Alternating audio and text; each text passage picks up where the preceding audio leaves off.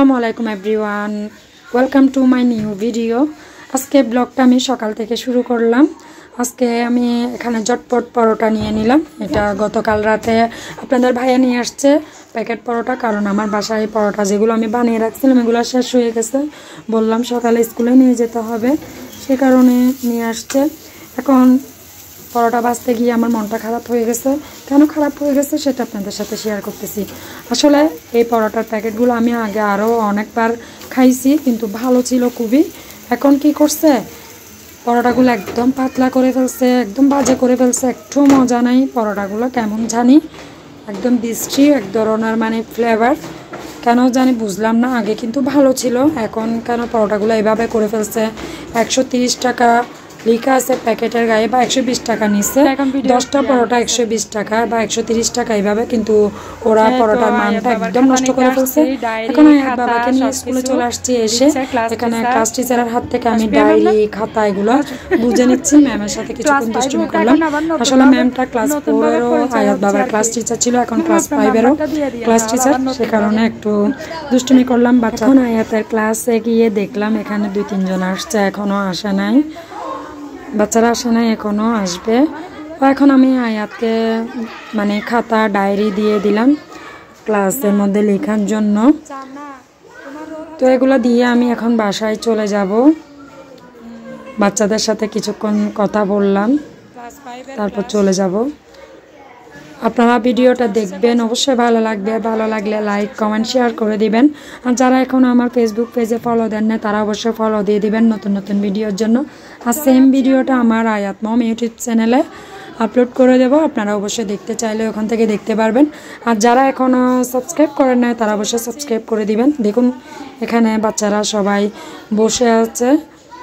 এখানে day shift, আসলে day shift morning shift হয়, সাথে ডে কেয়ারের বাচ্চারা থাকে, হোস্টেলে থাকে বাচ্চারা।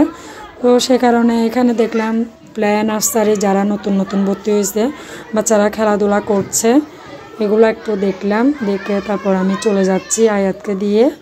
আয়াত এখন মর্নিং শিফট থেকে ডে শিফটে চলে গেছে। বাসায় এসে এখন রান্না করব। তো এখন কি রান্না করছি দেখুন। এখানে আমি রান্না করছি লইট্টা মাছ রান্না করব। আসলে তাড়াতাড়ি রান্না করব, রান্না করে আবার যেতে হবে আয়াতকে স্কুল থেকে আনতে। ছুটি দিয়ে দিবে 1:45-এ, কারণ ফুল ক্লাস শুরু হলে তখন 4টায় ছুটি দেবে। এখন 1:45-এ দিয়ে দিচ্ছে।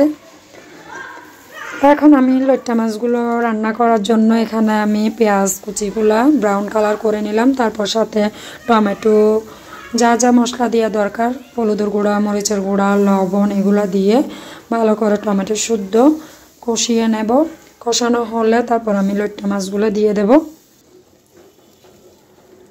বাচ্চাদের যে স্কুল থাকলে তাড়াহুড়া করে রান্না করতে হয়, কারণ সকালে আয়াতকে দিয়ে আসতে হয়, দিয়ে এসে তাবাসসুমকে রেডি করিয়ে দিয়ে আসতে হয়, তারপরে এসে রান্না বান্না করতে হয়, করে আবার আয়াতকে আনতে যেতে হয়, আয়াতকে এনে ওকে খাওয়াই দাওয়াই, তারপর আমিও খেয়ে তারপর ওকে আনতে যেতে হয় তাবাসসুমকে।